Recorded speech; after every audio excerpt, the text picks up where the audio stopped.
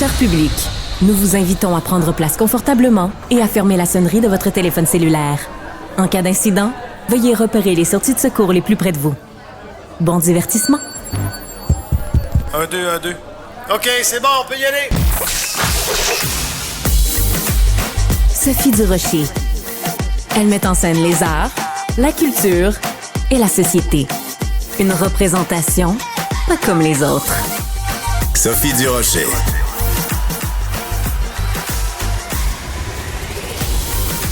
Bonjour tout le monde, j'espère que vous allez bien. Je vous remercie surtout d'avoir choisi Cube Radio, une station, un poste où on essaye de vous présenter une diversité d'opinions, une diversité d'éléments dans l'actualité pour que vous fassiez votre propre opinion. À Cube, on n'est pas là, personne, aucun des 5 animateurs, on est là pour vous dire quoi penser.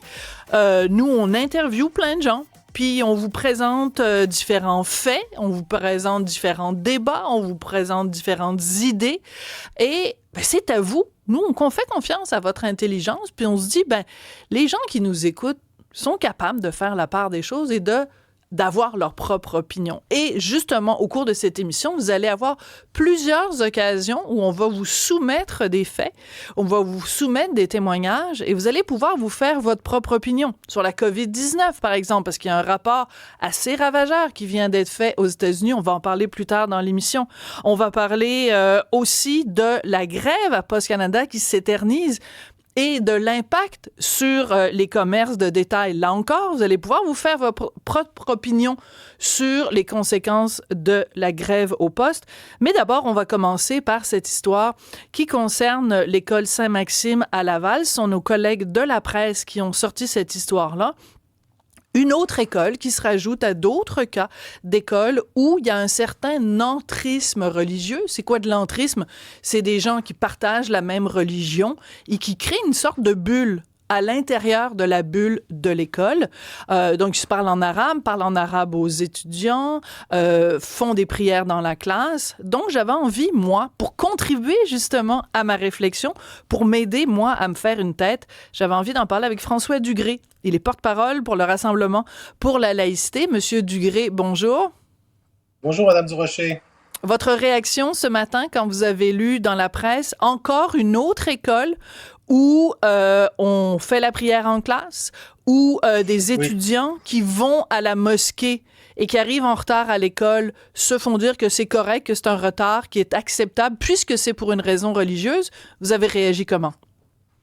Oui, la dernière fois que vous m'avez reçu, j'ai pu parler d'un avant et un après Bedford. Cette dernière nouvelle le prouve une fois encore. L'élément peut-être nouveau par rapport aux histoires précédentes, c'est de voir à quel point les élèves en participent, ce qui pose toute une autre série de questions qu'on a plus ou moins abordées dans l'espace public, et que des enseignants, donc, comme vous l'avez évoqué, favorisent les prières dans la classe elle-même. Et on comprend qu'il y a au moins un ou des enseignants qui prient avec les élèves durant la pause, ou les pauses. Mm-hmm. Alors là, c'est un élément tout à fait nouveau. Là, on peut parler d'un espèce de microcosme, on emploie souvent le terme de communautarisme, mais permettez-moi de dire que ça vient bafouer juste cet élément-là, au moins les 4 principes de la laïcité. Ça vient vraiment les heurter de front. D'abord, la séparation de l'État, évidemment, avec les religions. L'État ici, c'est évidemment, ça s'incarne par des professeurs à qui on dévolue une autorité scolaire. Dans un deuxième moment, évidemment, les enseignants ne sont pas neutres puisqu'ils affichent leur religion et ils communient, c'est le cas de le dire, avec certains élèves, sans doute au détriment de d'autres. Troisièmement, est-ce qu'il y a vraiment égalité des droits entre les différents élèves? Alors là, évidemment, on vient jouer par rapport à des étudiants qui pourraient être juifs ou homosexuels. Et c'est un deuxième élément ici qui semble manquer à la neutralité. Il y a des propos qui sont homophobes. On a chahuté lors de la présentation d'une pièce de théâtre qui s'appelait, présentée par le Théâtre Parmi nous, donc comme activité scolaire, Embrasse-moi si tu veux, où il est question, vous pensez bien que le titre comme ça, du consentement, d'une relation saine et tout le reste. Alors, les étudiants ont chahuté, les comédiens ont été obligés d'arrêter, d'avertir, etc. On apprend aussi que des affiches qui essaie de normaliser l'homosexualité au nom des droits combattre de tous, l'homophobie. Voilà, tout à fait, ça c'est arraché. Et enfin, quatrième élément, bien évidemment, c'est la liberté de conscience qui précède la liberté de religion dans tous les textes de loi et dans nos chartes. Ici, une fois de plus, on peut dire que ça vient mettre une pression sur les élèves d'origine musulmane, qui voudraient se soustraire à pareille pression. Et j'étais très heureux d'entendre encore ce matin Bernard Drinville insister sur le fait que l'école devrait être un lieu exempt de cette pression communautaire. On y vient pour apprendre, pour socialiser et ainsi de suite, certainement pas pour subir cette pression religieuse-là. Voilà. Avons-nous besoin encore de cette preuve pour dire à quel point c'est important la laïcité à l'école? Voilà. Alors donc, ça, c'est intéressant parce qu'en plus, on se souvient que après l'affaire Bedford, Paul Saint-Pierre Plamondon avait parlé d'entrisme religieux. Il avait été le premier à le faire.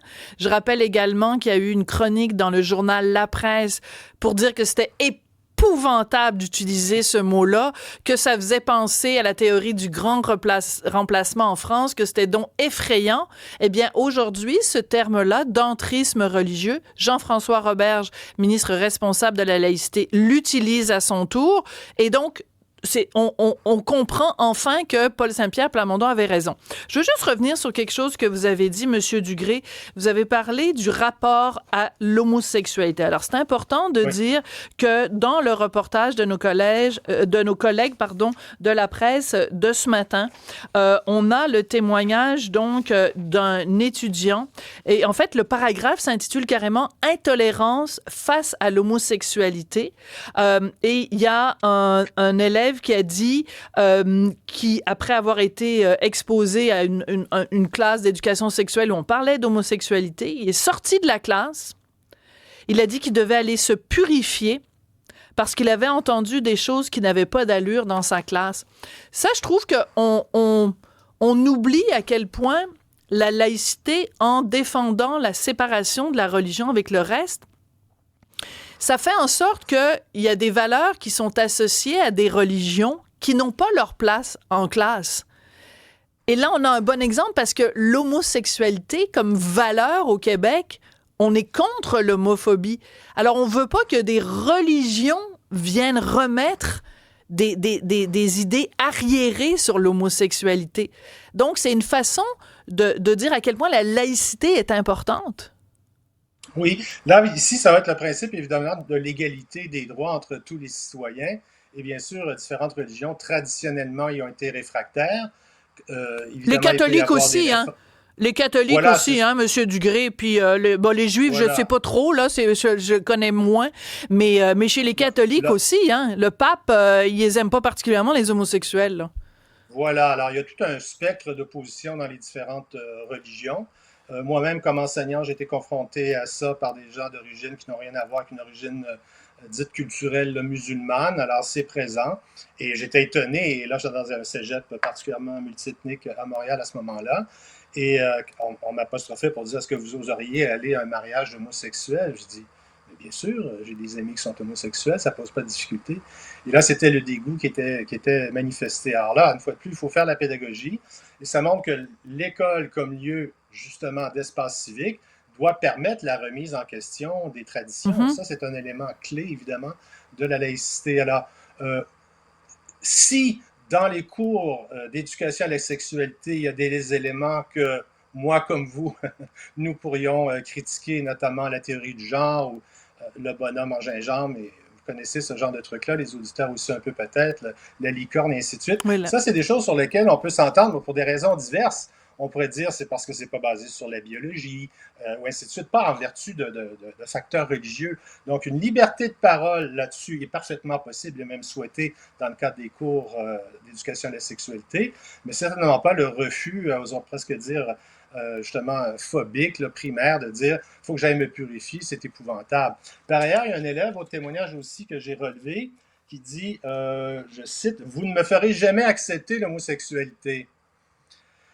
Alors, est-ce que c'est le rôle d'un professeur, d'un enseignant de faire accepter l'homosexualité ou de donner une éducation? On ne demande pas à des parents musulmans traditionnels d'accepter que le fils soit homosexuel au sens où ils le célèbrent, hein? Mais est-ce qu'ils ont le droit de brimer ces droits là-dedans dans une société québécoise laïque? La réponse est non. Maintenant, là, il y a toute la psychologie puis la rupture possible avec la famille pour le musulman qui est homosexuel. Il y a tout ce travail-là qui doit être fait en même temps aussi qu'avec l'immigration, le fait d'aller ailleurs, puis d'arriver avec un nouveau système de valeurs et d'un état de droit, bien évidemment. Voilà, mais le rôle de l'école, on le rappelle, est quand même d'enseigner ou de transmettre des valeurs qui sont propres à la société québécoise. Et c'est l'occasion pour la société québécoise de réaffirmer que les droits des homosexuels sont reconnus au pays et qu'ils sont, c'est les mêmes droits pour tous. Je veux attirer votre attention sur un point qui, moi, m'a beaucoup fait tiquer dans le texte de la presse de ce matin. C'est que les personnes interviewées, donc source A et source B, disent que quand ils s'opposaient à cette présence religieuse, ils se faisaient accuser de racisme. La phrase est écrite là. On se faisait accuser de racisme constamment.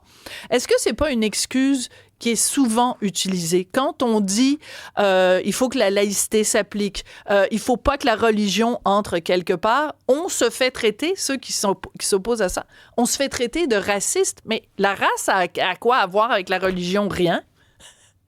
Voilà, alors ça devient un piège qui est très difficile. On peut y voir évidemment une diversion pour intimider et pour faire taire. Si des enseignants parlent entre eux, même lors d'un comité en arabe, et que la langue officielle de travail au Québec, c'est le français, ceux qui s'en plaignaient se faisaient traiter de racistes. Et nos deux sources que la presse appelle la source A et la source B, et c'est pas un hasard, ils veulent rester anonymes, ils ont peur des représailles, ils disent, on se faisait traiter de racistes. Alors là, à quel point la direction, les autorités scolaires sont blindées face à ces accusations-là qui sont devenues de l'ordre du cliché, de l'ordre, il y a toute une volonté évidemment très affirmée, encore une fois, dans les groupes islamistes, surtout de la part des frères musulmans, de confondre religion et race, parce que ça sert leur dessein. Et on sait que c'est en Angleterre que tout ça a débuté, de confondre religion et racisme, et ça leur réussit à bien des égards, parce que les gens ont eu à se taire ou étaient largement intimidés. Même quelqu'un, je l'entendais ce matin, comme Fatima Ouda Pépin. Aboubakr, pardon, oui, qui est à Mario Dumont, disait, on ne peut pas m'accuser d'islamophobie ou de racisme. Moi-même, je suis d'origine marocaine. Alors, on le sait tout ça, mais il faut le répéter, mais les gens ont très peur. Et moi-même, en tant que militant ou quelqu'un comme citoyen, combien de fois je me suis fait traiter de tous les noms, évidemment, d'islamophobe et de raciste parce que je défends les principes de laïcité. Alors ça, c'est presque de l'ordre du quotidien. J'ai de l'air d'exagérer. C'est sûr que ça revient à tous les jours, ça peut revenir quotidiennement, mais c'est un phénomène pervers, le mot n'est pas exagéré du tout, puisqu'on pervertit entièrement la question de la laïcité et ça n'a rien à voir avec l'origine raciale, à l'évidence. D'accord. Et c'est intéressant de mettre ça en parallèle, mais on n'a pas le temps de rentrer trop dans les détails, mais un Haroun Bouazi qui dit à l'Assemblée nationale, il y a du racisme. Moi, c'est drôle, j'entends beaucoup l'écho de ce qu'on entend à cette école-là. Quiconque ose critiquer ou quiconque ose remettre quoi que ce soit en question, vous êtes des racistes. Je trouve qu'il y a un petit écho quand même là-dedans, si vous me le permettez, de faire une position éditoriale aujourd'hui. François Dugré, je rappelle que vous êtes porte-parole pour le Rassemblement pour la laïcité. On aura sûrement l'occasion de s'en reparler, mais c'est important de rappeler les principes de la laïcité régulièrement et qui n'ont évidemment rien à voir avec la race ou avec une quelconque xénophobie. Merci beaucoup, Monsieur Dugré. Ce sera avec plaisir, d'autant que j'aurais bien commenté vos dernières remarques éditoriales. Ah oui? Bon, allez-y, vite. Je vous donne 30 secondes à propos de M. Bouazi. Il faut le noter, c'est triste, là, je ne le dis pas de façon vindicative, mais Haroun Bouazi a été applaudi par des gens qui étaient là, qui venaient du Maghreb, sans doute pas tous, il ne s'agit pas d'amalgamer tous les gens. Et par ailleurs, lorsque la CAQ et d'autres partis politiques parlent de penser de façon plus intelligente les taux d'immigration, encore une fois, la porte-parole de Québec solidaire est revenue en disant « vous me faites sentir de trop ». Alors, une pensée politique sur les seuils d'immigration, parfaitement normale, même Trudeau en convient désormais, est ramenée presque à des procès d'intention et donc des procès racistes. Voilà. Alors, c'est la même tactique qui se poursuit jusqu'à l'Assemblée nationale. Oui. Vous avez très raison. C'est une tactique pour faire taire l'adversaire et pour faire taire toute critique. Cette accusation de racisme, le parallèle, en effet, est là. Merci beaucoup, M. Dugré. Je vous avais donné 30 secondes. Là, on n'ambitionnera pas sur le pain béni quand même. Merci. Au plaisir. Au revoir. Merci, M. Dugré.